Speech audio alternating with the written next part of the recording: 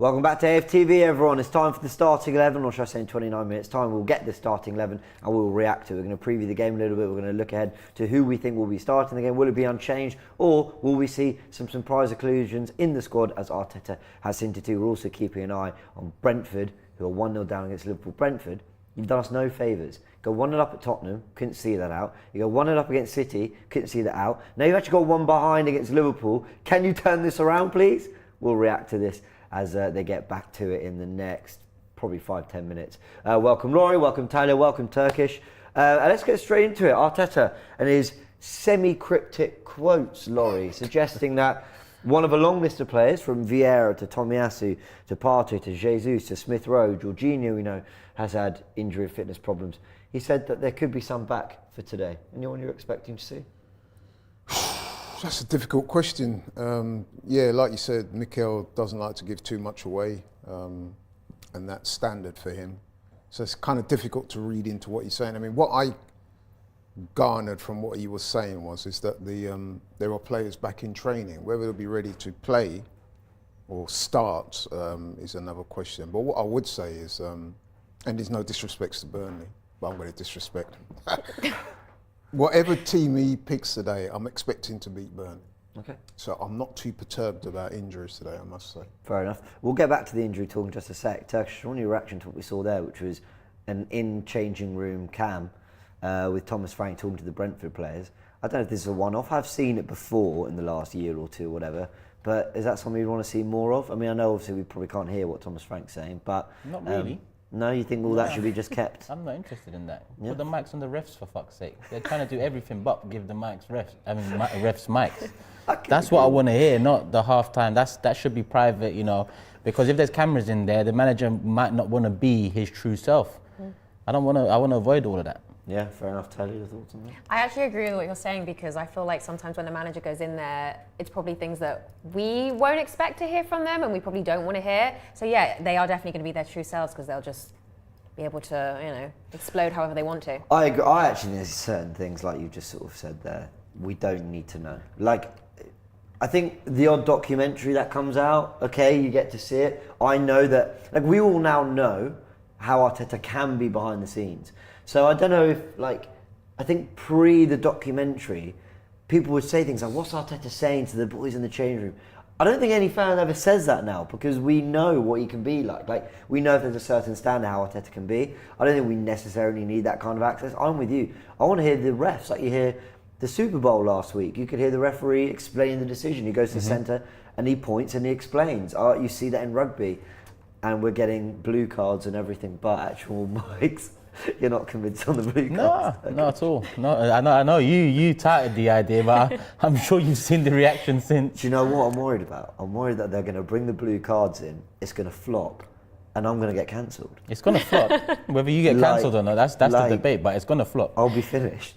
Don't worry about it. I'm the face of the blue card brigade. Like, I must say, I agree. I'm really keen on it. I'm with it. They can't even get yellows and reds right, let alone... No, I've said all along, that I think sin bins are a great idea. I mean, I follow rugby quite a lot. I like rugby, and it works great in rugby. And it cuts out some of the cynicism that you see, some of the time wasting. Rugby's shit, I think let's say you're comparing it to a shit sport. Straight out. No. You'll be surprised, man. Rugby's you see it in the Pétanque, man. It's, you know, it's had real success. Big up all Pétanque players. I think with football, though, as progressive as football can be, it's also one of those sports that as soon as they even hint at introducing change, the naysayers come out the woodwork. I think there's something in that. I'm actually for change, but if I had a button right in front of me and it was like press it and you get blue cards and sin bins in the game, I actually wouldn't press it, which goes against everything I've been saying. But the reason I say that is because I don't trust the PGMOL and the people in place. In the utopian world where I think the referee should perform to a certain standard, I actually think it can do really good things for the sport, but I can see referees copping out and just giving blue cards and not knowing what they're doing and making a mess of it and giving us another thing to debate. Yeah, but there's always going to be human error. I mean, even with VAR, I support VAR. I mean, okay, we know that there's been some horror shows, and I know people complain about the length of time it takes for the decisions, and people talk about celebrating goals, but I would much rather err on the side of accuracy. So if they get the decisions right, I'm for it. Fair enough. We do have a little poll going. Do you like the blue cards idea? Yes. I'm going to say, only 13% agree with me. All right, fair enough. I think it is another thing to debate, though. That's what you're saying. And you said as well, Turkish, that we're not always getting reds and yellows right. So it's just going to be another thing that everyone sits back and just debates about and shouts about. Yeah, but you never get everything right. I mean, before VAR come in, wasn't it funny that you always used to hear people say, the referee needs help to get these decisions right? Remember that? Now that they've introduced technology, and it's been shown statistically that the decisions in terms of being correct are statistically way superior with VAR than without. And yet people are still complaining. So. LHS says, if you are pro blue card, I hate you with all my heart. Fair enough. Fair enough. I'll try to win back your love. Back to it. Talia, any players you're hoping to see back? Like I said, Arteta, all smiles, saying, you know, we're looking good on the injury front. Mm-hmm. Like, things are starting to come together. I asked the question in the preview, would you call Arsenal and their injury situation a crisis? And my opinion is no, because we've got 8, 9, 10 of our starting 11 playing most of the season. But it's still a pretty hefty list of players. So here we go, again in the changing room with Thomas Frank. What do you think? Who do you think will be back, and do you think it's a crisis? See, I don't think it's a crisis yet, but I also quite like when Arteta is cryptic. I enjoy it. I've always said that. I enjoy when he's cryptic. And I've also noticed sometimes on Instagram as well, if you look at when they're posting... Sorry, they're doing... She's doing the interviews in the tunnel. They're doing, like, coverage. I mean, it's great access, like, credit to TNT. But they're literally talking about the game with the players, a metre in front? Reguilón's not had a good half. Hopefully he picks up in the second, the bloke's right in front of him. You know what I hope we don't see is that, I don't know if, I know Turkish has already said he don't like rugby, but does anybody like cricket here? Even worse. No, yeah, I agree. I'd rather. Have you seen in some of the 2020 games, especially in Australia, whereby the captain is mic'd up? So while the game is going on, they'll be saying, say you were a captain of one of the teams. Yeah. So James, how do you think it's going? And tell us about what you're doing tactically at this moment. I mean, I wouldn't want to see that. No, yeah. Okay, but yeah, that's been going on in cricket for a while now, bro. So sorry, I keep starting a conversation and not letting us finish it. So for a third time, let's have a go. Who do you expect to be back? Well, this is the thing. There's a few different people, but I think somebody that was definitely starting to come into himself again was Emile Smith-Rowe. And I think it would be quite nice to see if he was back today, because obviously he had his injury at the end of last year and then kind of came back looking quite strong from it. So obviously obviously not being able to play the other day, it would be quite nice, because I think sometimes he does, when he comes on, I think there was a game he played recently, you could see he was making a difference in the game. And I think it'd be nice to watch him play a little bit more so he can just really start to come into his own again. So someone like him would be nice to see today. Did you guys see, you have to tell me in the comments if I'm wrong about this, but I saw it was either a clip or a screenshot or something of Arteta going into a sliding tackle into Smith-Rowe in training. Screenshot, yeah. Did you see this? Yeah. Was that from a recent session? I don't know. I doubt it. You know when things pick up the pace on socials and everyone's just like, people just run with it, and you think, this would be both really annoying but also really funny. If this was the reason. Well, I mean, it wouldn't be funny, but you know, it's one of those kind of comical things. I remember when Partey, like before he got injured, the screenshot went round of him, not the screenshot, the clip of him kicking the balloon. Yeah, the gender reveal. And everyone went, his hamstring is gone. Next game, Partey's out. I was like, what is going on?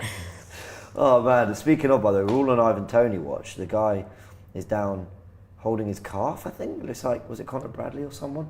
I think he took a knock nearby his knee. But I was noticed, actually, I was saying before, sometimes, as well as Mikel Arteta can be quite cryptic in his interviews, I think they can sometimes on social media. I don't know if this is me just overanalyzing it, but sometimes you won't see, when they post photographs of the players in training the day before, the injury list, you don't usually see any of those players, even if they are training.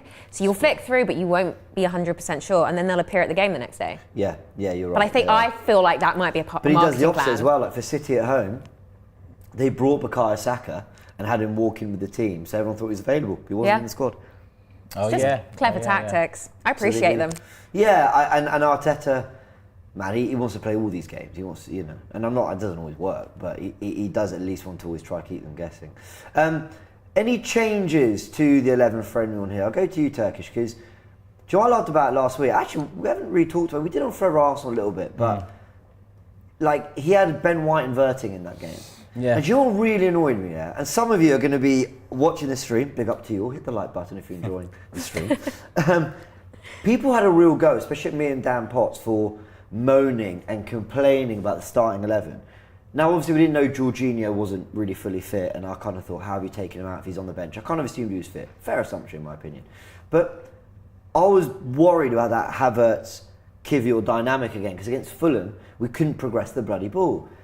In fairness, it looks like Arteta agrees, because he then flipped it by making White be the player that inverted, and we play a lot more down the right. We talked about it in Tactical Insight. Does that make you feel a lot more comfortable about that 11 if it's to go out again, the fact that he's looking at Ødegaard and White to do what Zinchenko and Xhaka did last season? I thought that was a natural progression for White. Do you remember end of last season I said I'd keep Tierney because I think an evolution for White is him inverting, and then absolutely remember saying Tierney wouldn't have to invert. He slots into a back three, which he's been very good at over the years. Listen, injury problems aside, I know that has been the common problem with him.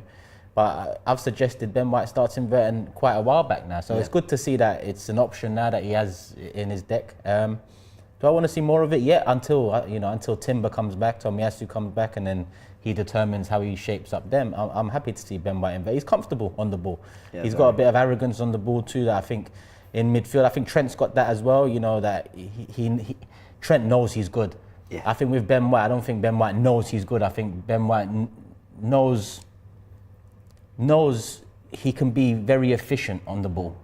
I think that's the difference with Ben White. When he's on the ball and when he's in one-on-one situations, I actually like him quite a lot. He's one of my favourite players. Yeah. I think he goes under the radar quite a bit. Yeah, I agree. Technically very secure. You know, he'll pick it up on the half turn, he's happy to play. He's not, and he will play his way. He's not really phased or overawed by the occasion. You saw that a lot at Brighton. And then I think we've seen more of Ben White as a ball player, let's say, when he was playing centre-back for us. Remember, he used to drive into midfield at times. He used to, not in this John Stones way, where John Stones would literally just play as a central midfielder, but in possession, the pass wasn't on, White would be like, okay, cool. Off the cuff moves between the lines, he had that in him. For us, we haven't seen that as much at right-back. No, not yet. I think this calendar year, he's definitely stepped it up in comparison to the end of last year, which I don't think he was terrible. I just think he wasn't the Ben White we came to know last season, but I think now he's back in form. But I think that kind of actually summarises a few different players. I feel like, not that they got lost, but they weren't coming into who we saw the last season, and now they are starting to step up into it.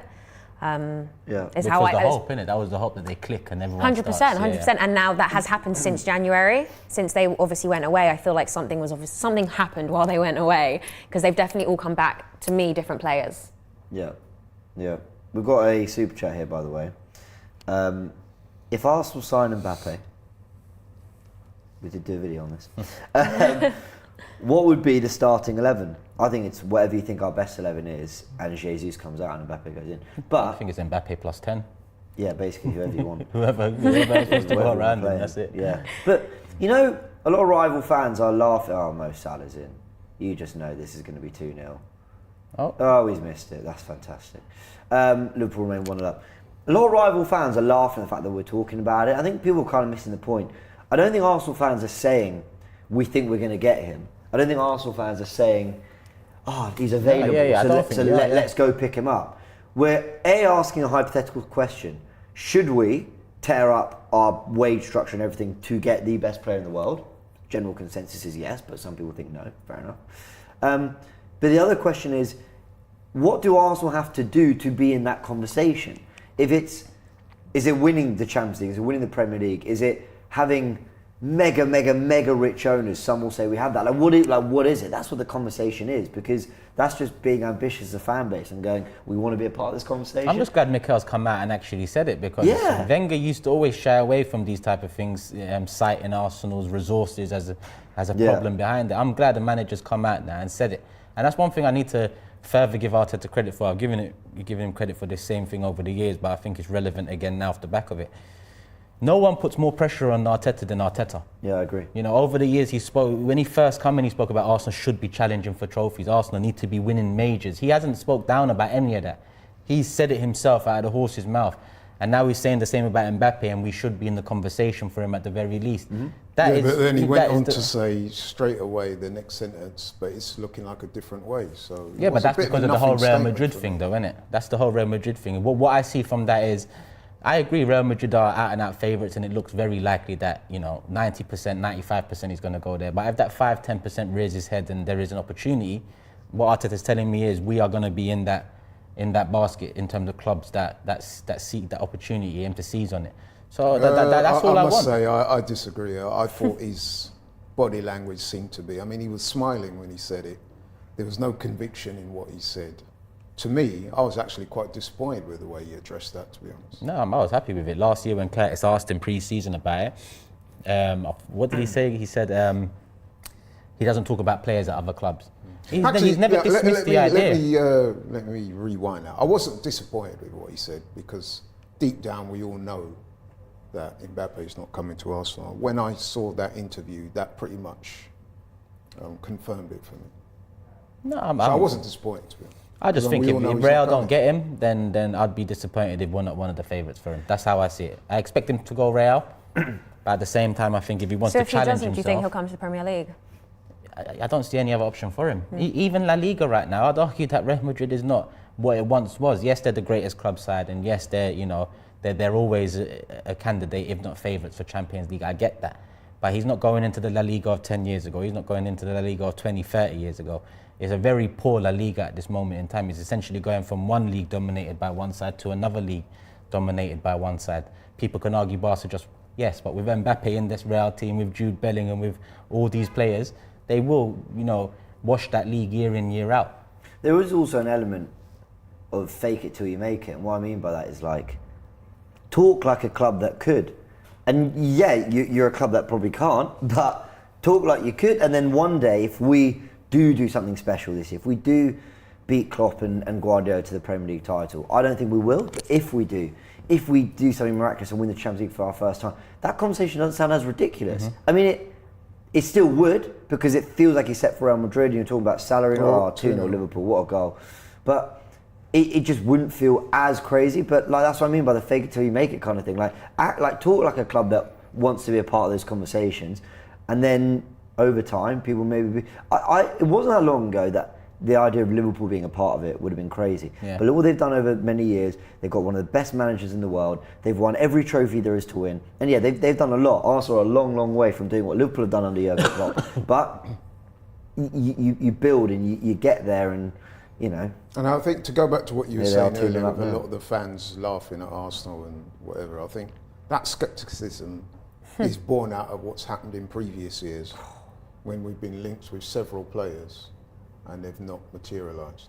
yeah. To be fair, we were linked with Declan Rice, we got that one across the line. But there's been a number of other players, the Mudryks, the Vlahovic. You look back in retrospect now and you think Mudryk not coming was actually a good thing. But you know what I'm saying. I get what you mean. There's been a number of players we've been linked with, and for whatever reasons, they've not come.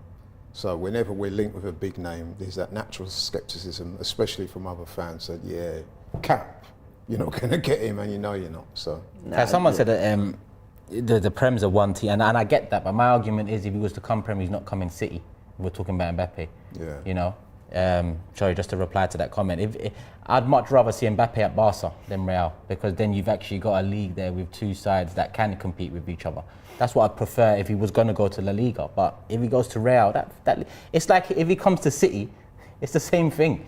Who wants to really see that? And people will say, oh, why would he go here, the Champions League? It's not all about going to a side that, I'll use the NBA as a reference. One of the worst things I think that happened in the NBA is everyone going to Miami Heat to form some super team so they could all win a championship. When you look back at that championship, it doesn't hold the same weight, in my opinion, as championships in the past, where teams have had to grind it out, or teams have had to really, Miami Heat was a team put together for that exact reason. Yes, Real Madrid have done that over the years. Galacticos, as much as Galacticos' name is legendary, Galacticos didn't live up to the Galactico title. They actually didn't live up to that title when you look at their resume over those years. So it's all nice and well to do that. But honestly, I feel like if he was to come, Prem, and if Klopp was still at Liverpool, I would have definitely said Liverpool were in with more of a shot than us. But if he was to come Liverpool or Arsenal and then be the face of the new era, look at what it's done to Salah, being the face of an era of Liverpool coming back to top competition. Let alone an Mbappe who could do the same potentially for any club he goes to, not just Premier League, any club he goes to will become firm favourites for major trophies. Haynes says, Laurie the kind of guy to pick Nketiah over Mbappe. Actually, that's a good point. Bloody hell. But Anyway, I don't think he'd go to somewhere like City, personally. I don't know, I think he would, to be I honest. don't.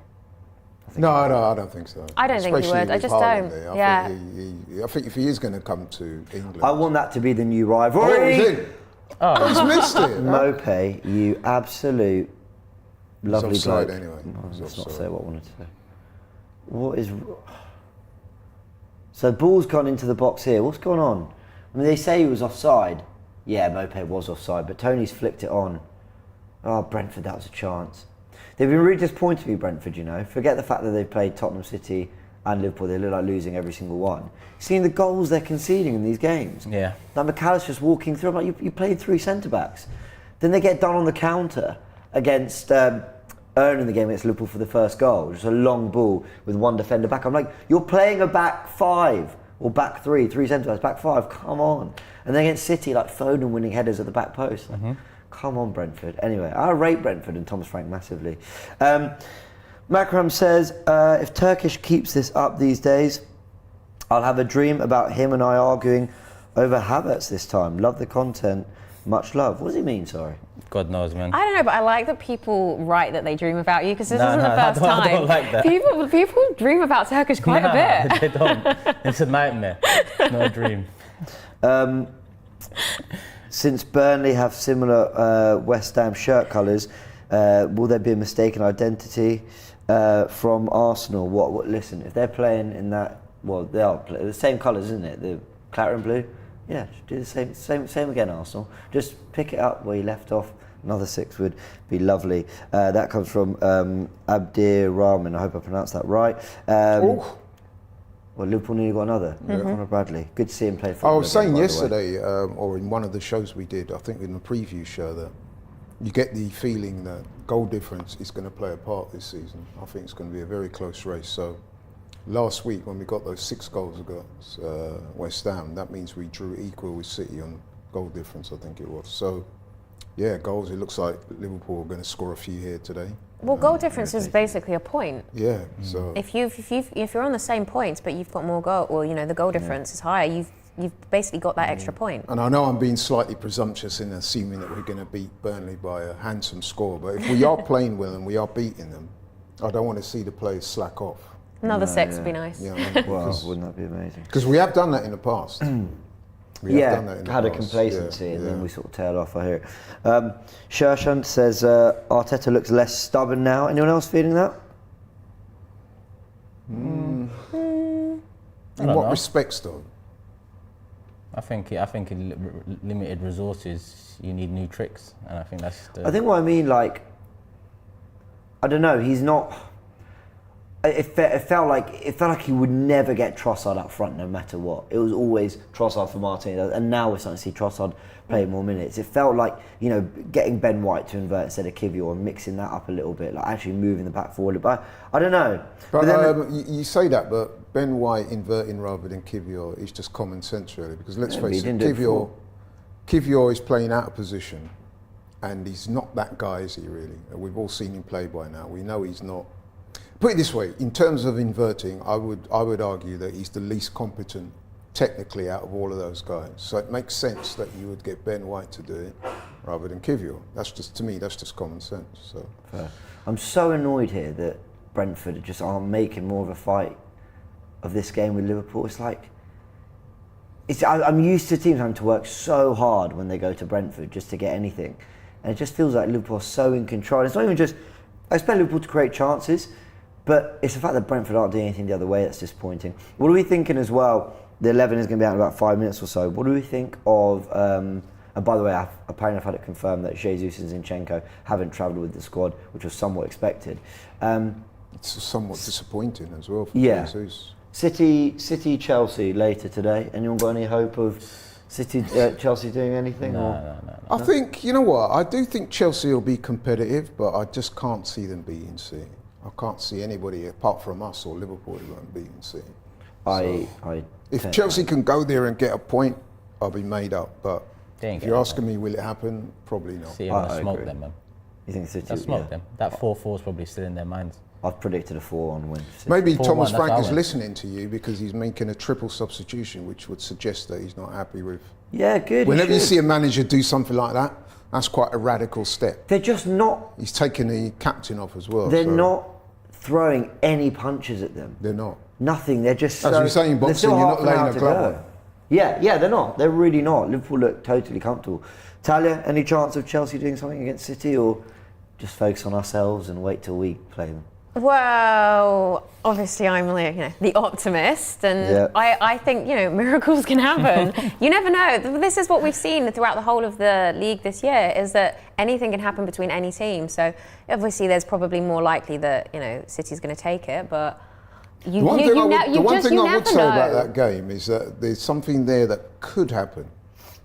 Cole Palmer's going back to City for his first game back there since he left. He's not Messi though, man. Yeah, but it wouldn't be out the realms of possibility for him to score, put it that way. Yeah, maybe, that can happen. Whether the others can, because I wouldn't say they're a one-man team at the moment. Look, 94 possession. possession. We've had 94% in the last. They're 2-0 up. Klopp's a phenomenal coach, isn't he? When you think, they had a load of injuries going into this game. Salah not fit to start, but he did come on. Alisson out, Trent out. They've also lost Curtis Jones, Diogo Jota, and Darwin Núñez, all by half time. What, did Núñez get injured? Yeah. I swear, okay.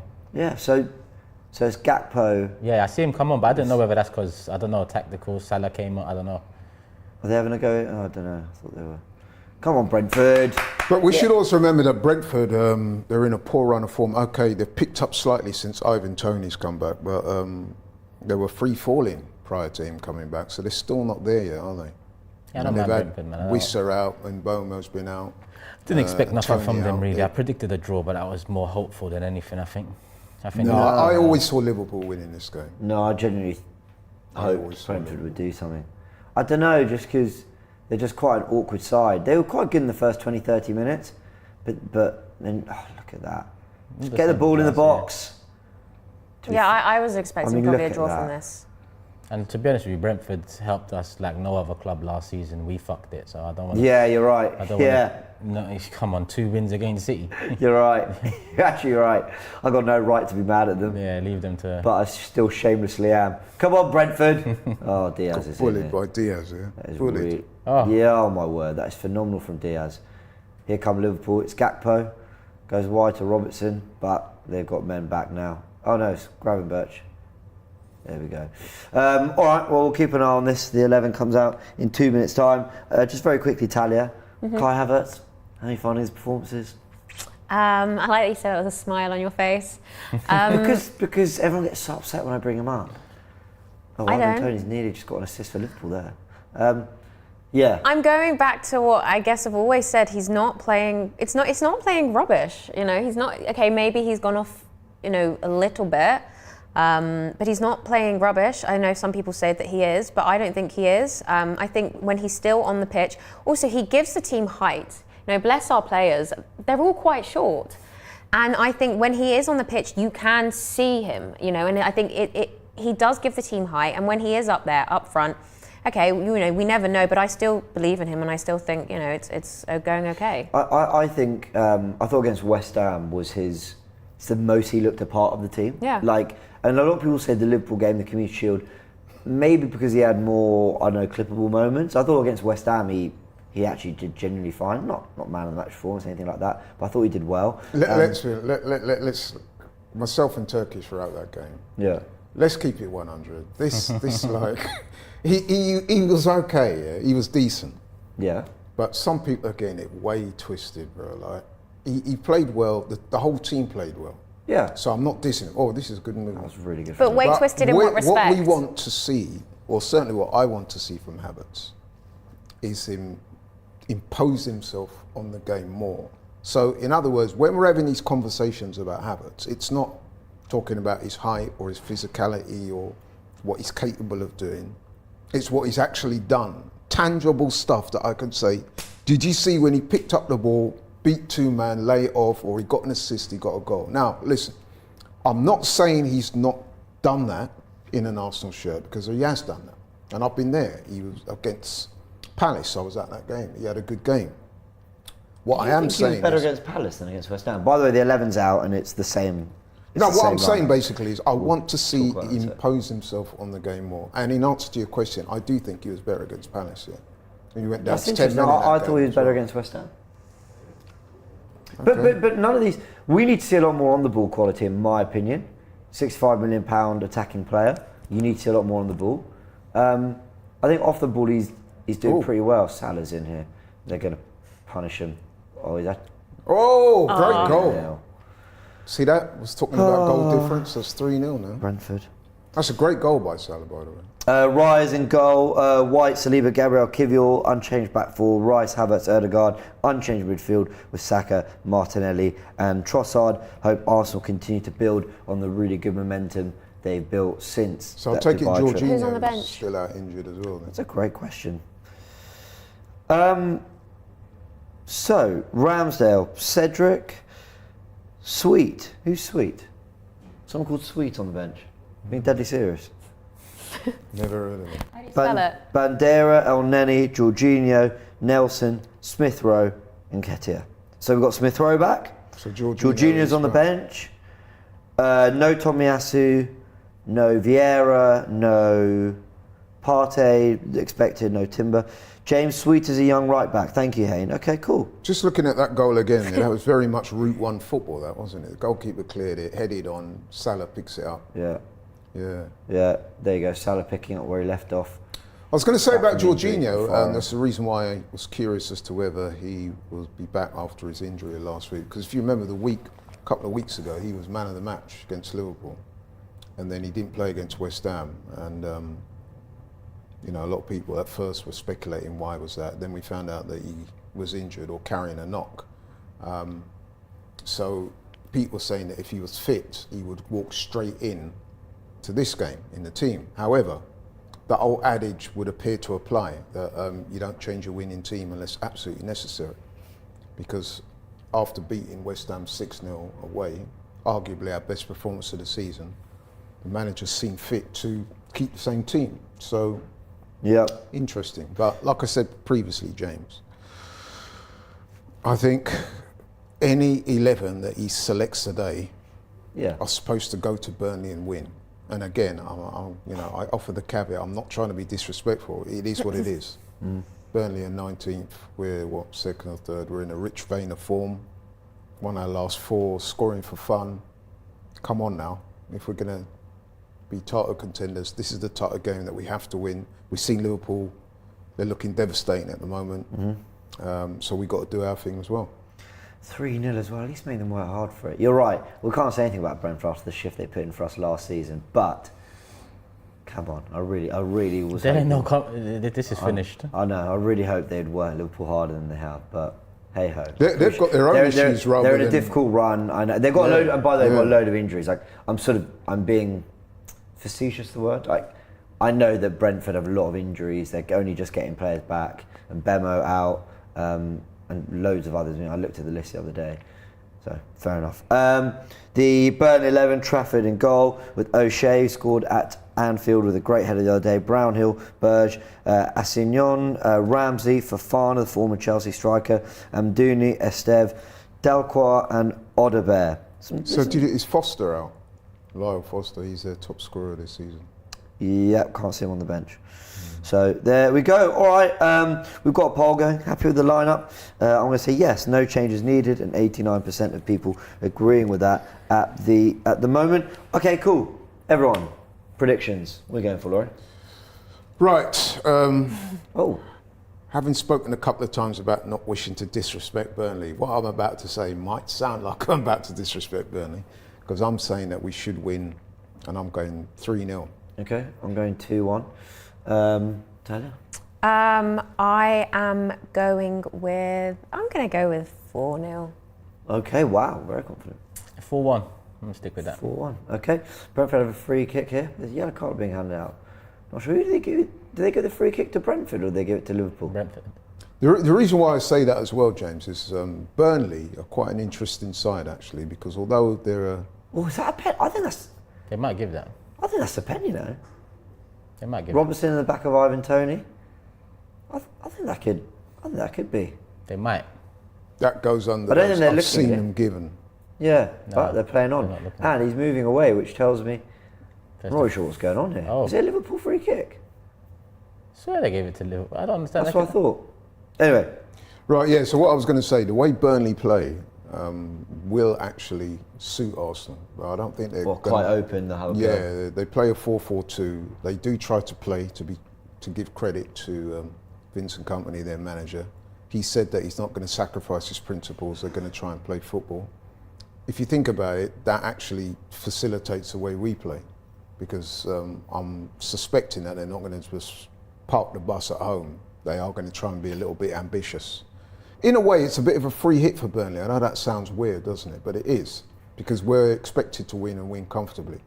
I think they'll have a go and play some good football. Yeah, I think that will factor into their mentality. I don't think that they will have a rigid defensive lineup. I think that they will, you know what I mean, try and play football. Yeah. And I think that will obviously give us more chances. And I think we'll take them.